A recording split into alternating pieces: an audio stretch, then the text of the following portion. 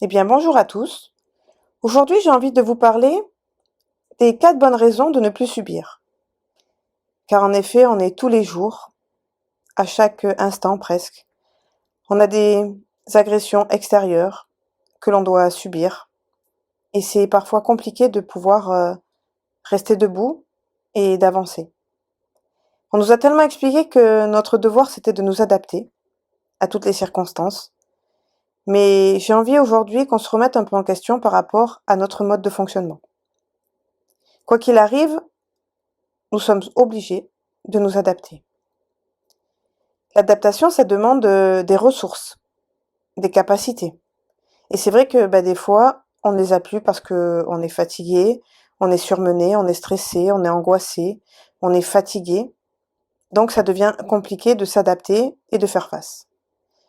Donc le stress, il peut vous envahir et puis il entraîne petit à petit un sentiment de dépression, un sentiment négatif, une vision négative.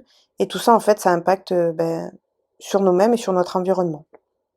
Donc moi, ma question, c'est, devons-nous réellement tout subir? Alors, je vais vous apporter 4 bonnes raisons de ne plus subir et de les mettre en place et en action dans votre quotidien pour que, rapidement, vous sentez un mieux-être. Encore une fois, ce podcast Happy Ose, c'est pour devenir soi. Donc, je ne vais pas vous mettre du temps à changer ou à modifier votre comportement pour aller mieux. Moi, je suis là pour être dans l'action, que ce soit rapide, efficace. À partir du moment où vous actionnez quelque chose, que vous mettez en place quelque chose, il y a progressivement un changement. Alors, des fois, il est radical, des fois, il est modéré, des fois, il est lent.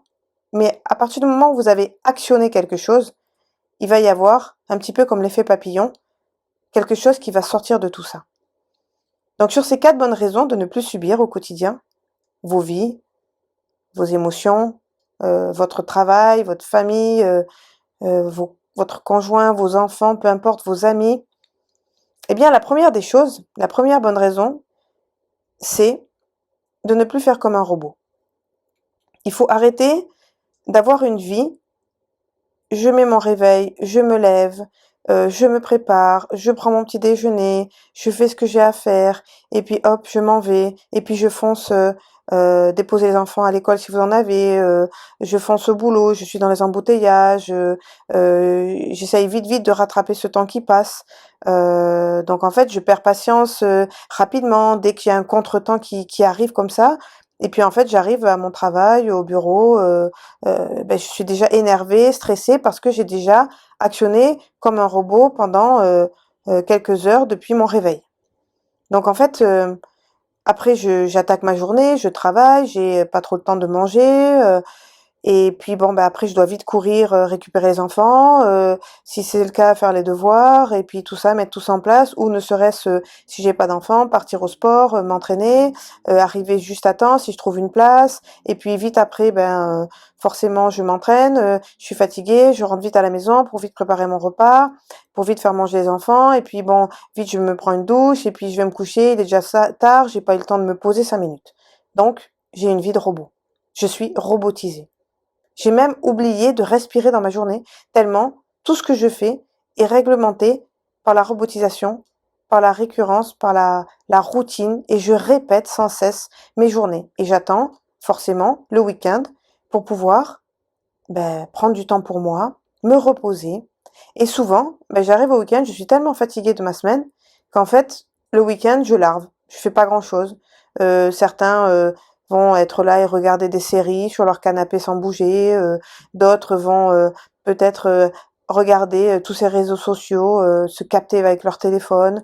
D'autres vont peut-être aller marcher mais vont pas apprécier parce qu'ils sont fatigués, parce que voilà, ils auraient préféré ne rien faire. Mais bon, il faut sortir parce qu'il y a les enfants, parce qu'il y a le conjoint, parce que il faut faire des choses. Donc voilà, tout ceci, c'est une robotisation. Eh bien, moi, j'ai envie de vous dire, déjà, si vous pouvez commencer, ne serait-ce que vous réveiller peut-être 15 minutes, 20 minutes, une demi-heure avant votre réveil actuel. Non plus pour courir après le temps, mais simplement pour prendre le temps. Et ces quelques minutes que vous allez prendre avant de commencer votre journée, eh bien, vous pouvez simplement vous poser avec votre café, devant quelque chose, la télé, sur votre balcon, apprécier un paysage, prendre un livre, prendre le temps de rien faire, le temps de vous écouter, le temps de vous dire, bah, tiens, aujourd'hui, j'ai tout ça à faire dans ma journée, je vais hiérarchiser mes objectifs, et puis je vais en prendre 3, et puis essayer de faire ça aujourd'hui. Et déjà, vous allez voir que, ne serait-ce que de prendre ces quelques minutes avant de commencer la journée pour vous, eh bien, ça va vous permettre de ressentir ce bien-être et de penser à vous. La deuxième bonne raison de ne plus subir, c'est que j'ai le droit de ne pas pouvoir. D'accord? Quand j'explique j'ai le droit de ne pas pouvoir, ça veut dire que beaucoup trop de personnes, hommes ou femmes, se remettent sans cesse en question. Et on est là à rechercher l'efficacité et notre capacité à adapter. Adapter sur les choses, d'adaptation. Et des fois, quand on peut dire simplement je ne peux pas, je n'en peux plus, eh bien c'est une force.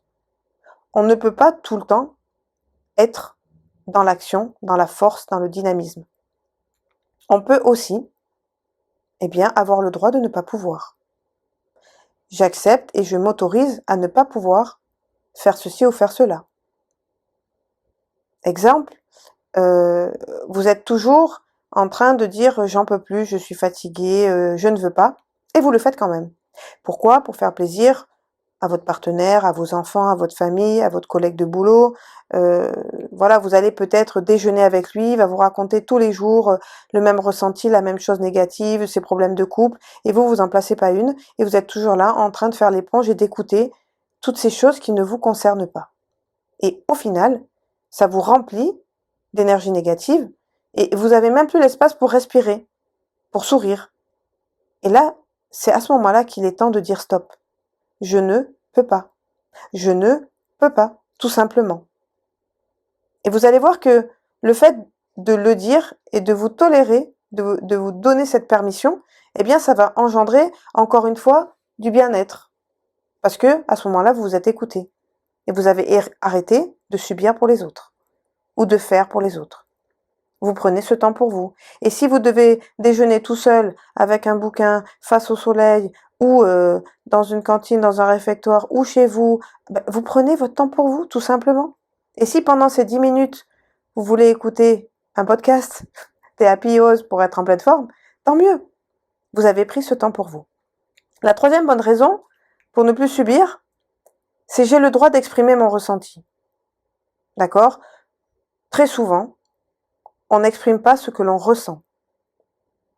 Donc on peut pas non plus, s'interdire de ressentir les choses parce que c'est pas bien de dire que aujourd'hui on est plus fatigué, que par exemple aujourd'hui j'ai pas envie de faire ça, ça me pèse de faire ça chaque jour, de répéter toutes ces choses. Donc vous avez le droit de dire aujourd'hui j'ai un ressenti, je suis fatiguée. Et en plus ça fait un bien fou parce que vous pouvez décrire et exprimer à ce moment-là ce qui est en vous. Et en l'exprimant, en disant je ressens ceci, je pense comme ça, eh bien, vous vous connectez avec vous. Et vous avez cette capacité après à demander aux autres de vous écouter et certainement aussi de vous aider. Vous n'êtes pas tout le temps la seule personne qui doit faire tout pour les autres. Les corvées de la journée, les trajets en voiture, les allers-retours, s'occuper des enfants, les chambres, le linge, enfin tout ça c'est quand même très triste si on n'a que ça dans sa vie. Donc qu'est-ce qu'on fait? Eh bien on se tait, on continue parce qu'on n'a pas le choix.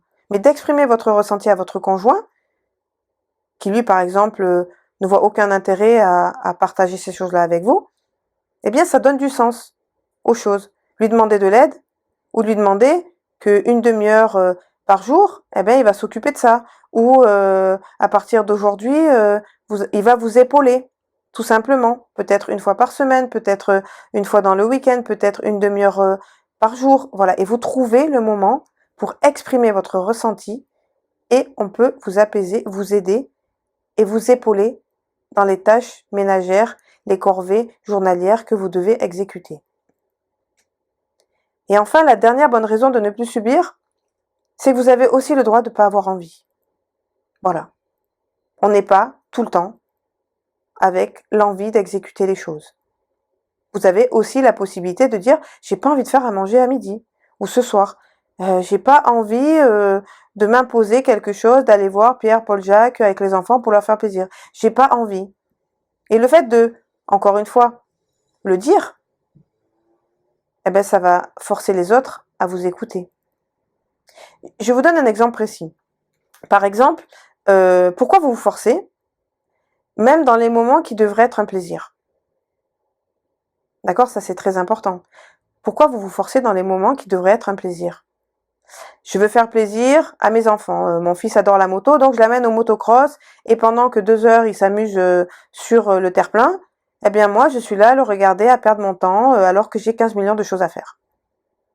Vous avez le droit de ne pas avoir envie de le regarder tout le temps dans la poussière en train de s'amuser. Par contre, vous pouvez lui dire, une fois par mois, je reste, j'assiste et comme ça je regarde tes progrès. Et pendant le temps là, vous faites autre chose.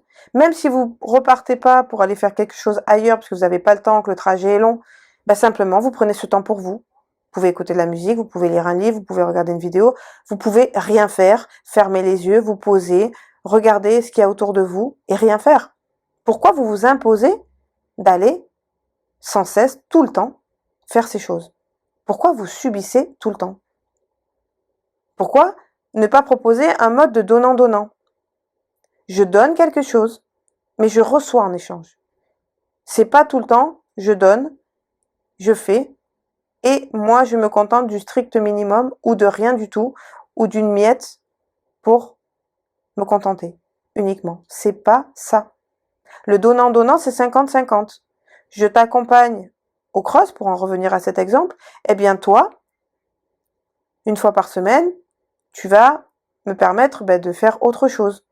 Et puis je peux alterner, une fois c'est moi, une fois c'est mon conjoint, une fois ça peut être un grand-parent, une fois ça peut être quelqu'un d'autre.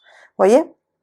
Et vous pouvez, à ce moment-là, proposer autre chose. Mais il faut le dire, il faut l'exprimer.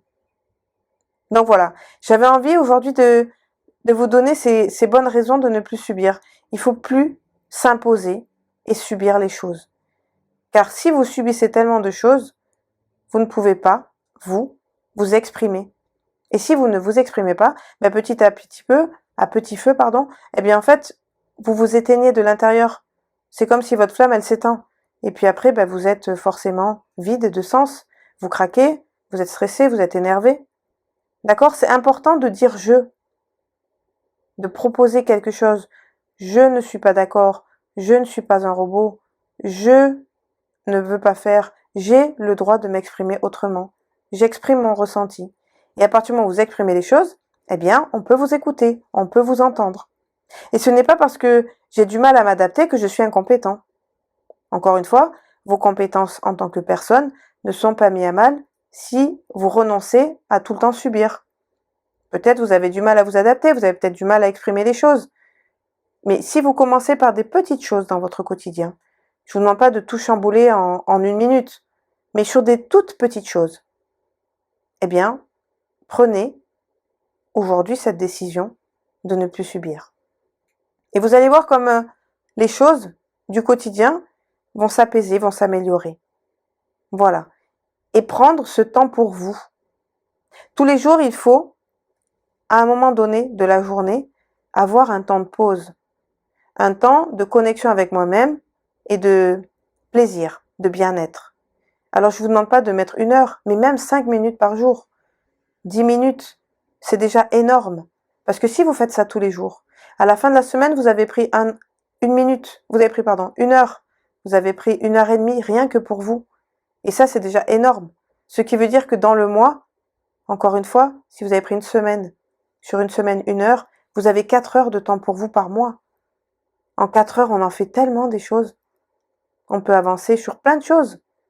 Et puis on apprend aussi à se connaître, à dire non, à ne plus subir, à ne plus lutter inutilement. Car encore une fois, il y a des combats qui sont inutiles. Il y a des combats sur lesquels il faut renoncer. Il y en a qu'il faut mener, et qu'il faut mener fermement, et il y en a d'autres qui sont inutiles. Et surtout le combat envers vous-même. Pour être zen avec vous-même, il faut arrêter de lutter avec vous-même. appréciez-vous à votre juste valeur, ne vous imposez plus des choses, ne subissez plus ces choses-là. Et vous allez voir que petit à petit, on va vous écouter, on va vous comprendre et on va faire pour vous les choses. Car vous demandez de l'apaisement, de la joie, du bien-être. Et les gens qui sont autour de vous, forcément, ils vont vous entendre puisque vous le répétez chaque jour. Maintenant, si vous le dites une fois et que vous n'exprimez que vos sentiments quand vous êtes en train de craquer ou au bout du bout ou vraiment au niveau du burn-out à fond dans le côté dépressif de la chose, c'est beaucoup plus compliqué. Alors, je vous invite maintenant, chaque jour, à vous exprimer, à dire ces petites choses qui vous contrarient, pour les laisser s'en aller de vous, et puis de retrouver un apaisement, un bien-être, un sourire, une joie intérieure. Alors je compte sur vous. À partir d'aujourd'hui et de maintenant, vous avez 4 bonnes raisons de ne plus subir. Vous n'êtes pas un robot. Vous avez le droit de ne pas pouvoir. Vous avez le droit de vous exprimer. Et surtout, vous avez le droit de ne pas avoir envie. Et tout ça ne fait pas de vous une personne complexe. Elle fait de vous une personne qui apprend à se comprendre, qui va au fond des choses, qui grandit et qui permet à vous-même et à votre entourage de retrouver un bien-être. Je vous dis à très vite pour un nouveau podcast. Merci de m'écouter, de me suivre. N'hésitez pas à me poser des questions dans les commentaires en dessous de la vidéo, de liker, de partager, d'intégrer cette grande communauté Théapiose pour devenir soi. Je vous dis à très vite et prenez soin de vous.